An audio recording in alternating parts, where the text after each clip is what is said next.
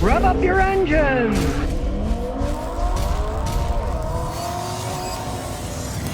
All right, today we're going to talk about a 2023 Kia Forte. Has an interesting story. The man actually owns a bunch of Toyotas back in California, but he's renting this. But he didn't want to rent this. He wanted a Toyota, but they didn't have any. So he ended up renting this Kia. So we get to show a brand new Kia, see what it's actually like. He doesn't care about long term. He's not going to have it. He's just renting the thing, right? Now you got to say, it's a relatively stylish car. I'd never get a black car because, as you can see, you see all the dirt. You have to clean it every 5 minutes. As we look inside, decent looking interior. Start her up. Everything's set up normally. Brand new car, you know, it's a rental car. It's got 19,496 miles, but look, smooth as can be. It's not shaking at all. Under the hood, it's got good and bad. Good being that it's a 2-liter inline-4, reasonable size, so it's not going to wear itself out being a tiny little turbocharged engine.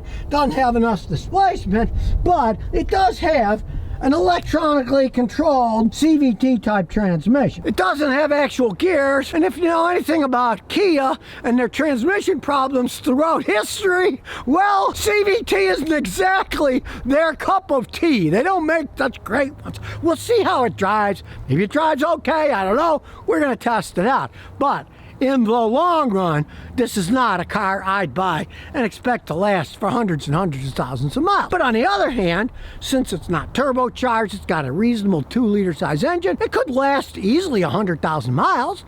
I've had people buy them. My tax accountant had one in Houston. She got her mileage out of it and then decided she wanted a Mustang convertible when it was 12 years old and started breaking and got rid of it. They're not terrible cars. They're not great like a Toyota. And if you're renting a car, hey, you know, you take what's there. I did have a guy bring me a very similar Korean car. It was also a Kia the other day, and he had 181,000 miles on it, so they can run. But also take into consideration, it was all highway miles. He drove between Clarksville, Tennessee, and Nashville for work.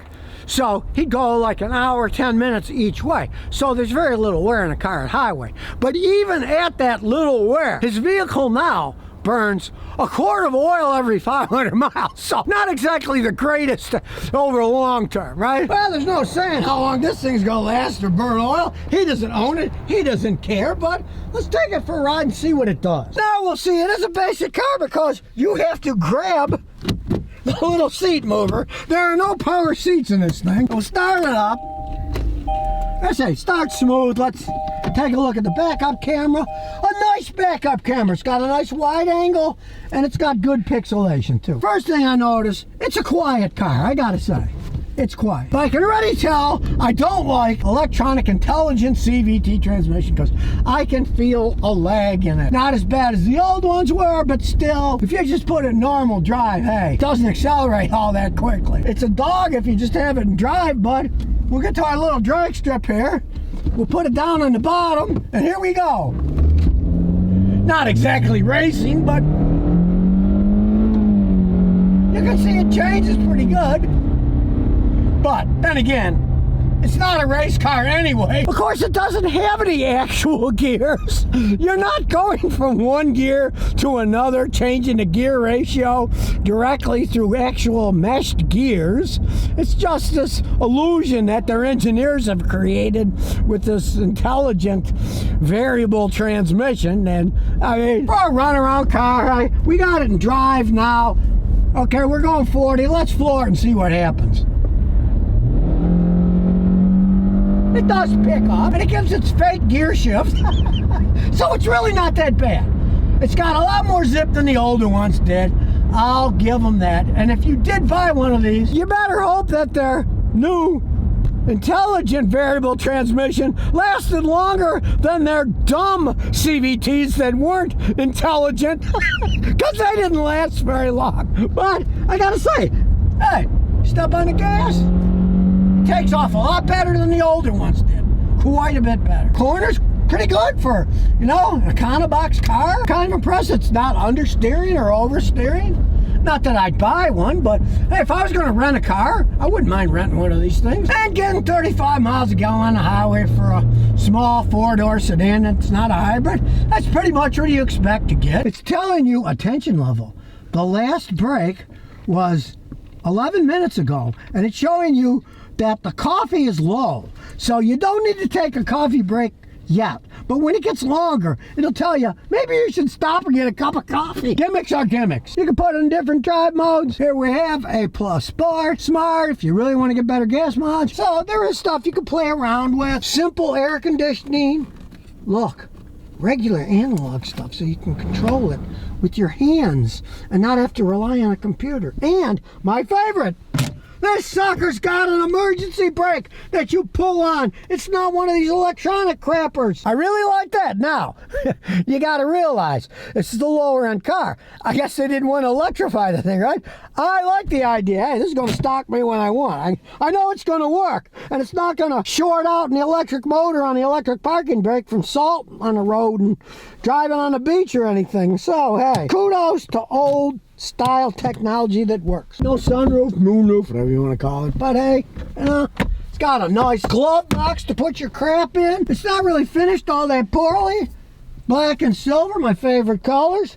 Very comfy seats in the front. Nice amount of space in the armrest. And as the man who rented this but owns Toyotas at home said, look at it. It's a stylish looking car. It really is. You know, it's got a lot more style than a Toyota Corolla. It certainly won't last as long as a Toyota Corolla. There's no arguing that. But the thing is, the list price of this thing is a little over $19,000. $19,600 or so. You're not going to be able to get into a Toyota for that kind of money. Brand new. No way. You know, they might have some scam advertising. Go to the Toyota dealer and see what the drive-out price is. It's not going to be $19,000. I can tell you that. So for somebody who's looking for a car and they want to spend as little as possible, and especially if they're not going to keep it for more than 100,000 miles, hey, it might not be that bad of a deal. You're not going to get stuck with a front-wheel drive, 35 miles a gallon driving on a highway. It is relatively zippy, I got to say. The intelligent variable transmission is a lot more responsive than the earlier CVTs were. And sure, most people would say, I'd rather be riding around with a new Camry with an 8-speed automatic, but not for this price, you know? You're going to pay twice what this thing costs. If you need a car for getting you around, rides pretty smooth, I gotta say, it's not that bad of a car in a short-term scenario. But as I warn people, never get a black car. You can see this is a rental car because see all the scratches on it, the micro scratches? This is why I tell people don't take your car to a car wash. All these rental cars go to car washes. See how it's all scratched? Well, that's what happens when you take your car to a car wash. You get all these micro scratches in the car, and in a black car, those micro scratches are really gonna stand out. Get a white car or another car. Don't get a black car unless you're going to hand wash it and wax it all the time because they get dirty really fast. So in conclusion, I got to say, if you want to get a car for $19,000, hey, it's really not a horrible car. I'm too cheap to buy a new car anyway, even at $20,000. That's 2.5 times all the money I spent on my own personal cars, driving cars for 56 years, so I'm too cheap to even buy one of these. But if you want a new car, you don't want a chance buying a used car, buying one of these new, if you want 100,000 miles out of it, considering that you're going to pay a ton more for a Toyota or for a Honda, when this thing really isn't that bad to drive around it. And here's some bonus questions and answers. Meter Like a 2 says, I have a really high value of negative fuel trim.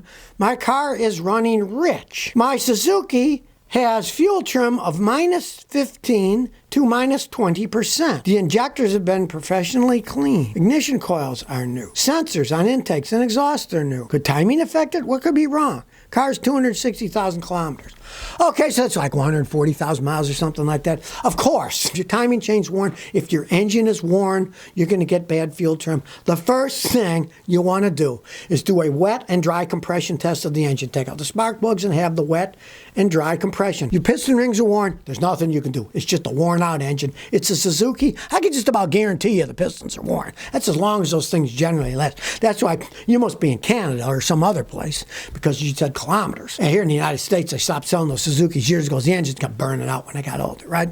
That's probably what it is. Now, timing chain could also do it. If the timing is so far off, the valves are opening and closing at the wrong time, sure. It can make it run rich as heck. The valves are opening at the wrong time, you're getting fuel in at the wrong time, doesn't burn correctly, and it runs too rich. I mean, you know, there's a lot of things. You're probably going to find that fixing it is more money than the stupid thing is worth, seeing that it's a Suzuki. But I mean, if the engine is worn out, if you can get lucky and find one that's in a junkyard that got in a wreck when it didn't have too many miles, you could try a used engine. So if you never want to miss another one of my new car repair videos, remember to ring that bell.